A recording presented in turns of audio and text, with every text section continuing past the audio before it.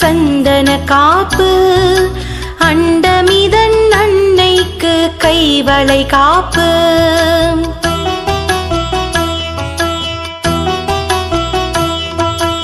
ஆடிப்பூர நாயகிக்கு சந்தன காப்பு, அண்டமிதன் அன்னைக்கு கைவளை காப்பு.